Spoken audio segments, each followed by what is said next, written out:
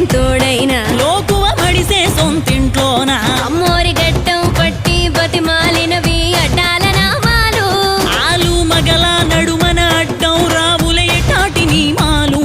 ఒకటో జామున కలిగిన విరహం రెండో జాముకి ముదిరిన విరసం సర్దుకుపోయే సరసం కుదిరే ఏలకి మూడో జామాయే ఒత్తిక పెరిగే నాలుగో జాముకి గుళ్ళో గంటలు మొదలయ్యే